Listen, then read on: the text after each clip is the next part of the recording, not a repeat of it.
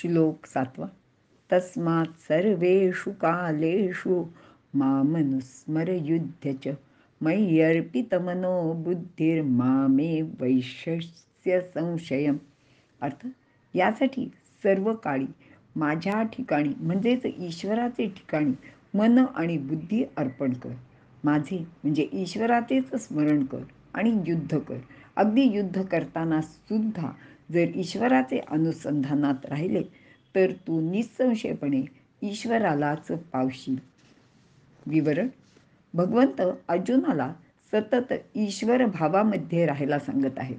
या श्लोकात सुद्धा युद्ध करताना त्याने केवळ परमेश्वराचे स्मरण करीत युद्ध करावे.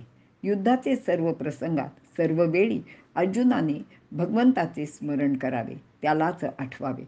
हा सर्व उपदेश किंवा संवाद रणभूमीवर चाललेला आहे. अजूनही अर्जुन लढण्याचे मनस्थितीत नव्हता. समोर सैन्य सज्ज झालेले आहे. अर्जुनाचे मोहामुळे, ममत्वामुळे त्याला शत्रूबद्दल अगदी ममत्व वाटायला लागले आहे. या सर्व गोष्टी दूर करण्यासाठी भगवान त्याला सांगत आहेत की तू माझे ठिकाणी मन व बुद्धी अर्पण कर. आपले नित्य व्यवहार, कर्तव्ये पार पाड, तर परमेश्वरालाच प्राप्त होशील. युद्ध करताना मरण आले तरी मनामध्ये असलेल्या ईश्वर भावाने तू ईश्वरालाच प्राप्त होशील. आता इथे एक गोष्ट अर्जुनाचे बाबतीत खूप महत्त्वाची आहे. त्याने आयुष्यभर अनेक सत्कर्मे केलेली आहेत. त्याने तपसुद्धा केलेले आहे. त्याचे पदरी पुण्याचा मोठा साठा आहे.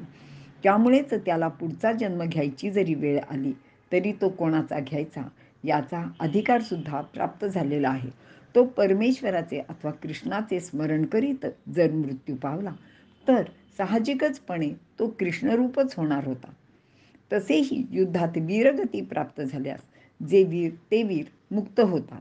कारण युद्धभूमीवर लढताना योद्ध्यांचे मनात मारायचे की मरायचे हा एकच विचार असतो. त्यावेळी दुसरी कोणतीच इच्छा मनात नसते. म्हणून इच्छेच्या बंधनात हे योद्धे अजिबात अडकत नाहीत.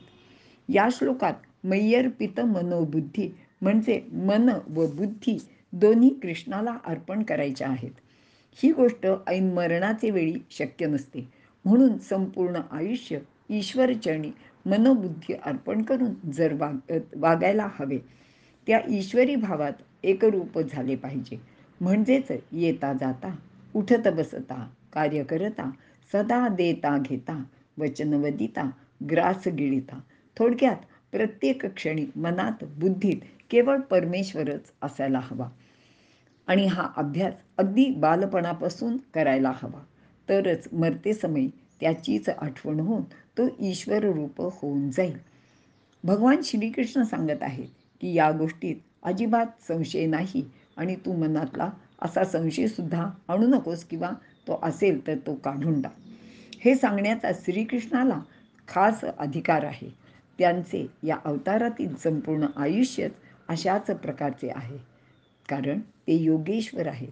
त्यांनी स्वतः कोणतीही गोष्ट स्वतःचे स्वार्थासाठी कधीच केली नाही. ते कधी कोठे आसक्तीने लिप्त झालेले नाही. अशा परिस्थितीत त्यांनी अर्जुनाला आश्वासन दिले आहे. ते खरे ठरणारच, यात कोणीही संशय घेऊ नये. म्हणून आपली मन बुद्धी परमेश्वर चरणी अर्पण करणारा परमेश्वराचे गुणांनी युक्त होऊन तसाच प्रकाशित होतो. तो परमात्म भाव धारण करतो. तोच नराचा नारायण किंवा जीवाचा शिव किंवा पुरुषाचा पुरुषोत्तम होतो. हा भाव अंगी येण्यासाठी अभ्यास योग युक्त असायला हवे असे पुढील श्लोकात भगवंत अर्जुनाला सांगणार आहेत. आपण इथे थांबूया.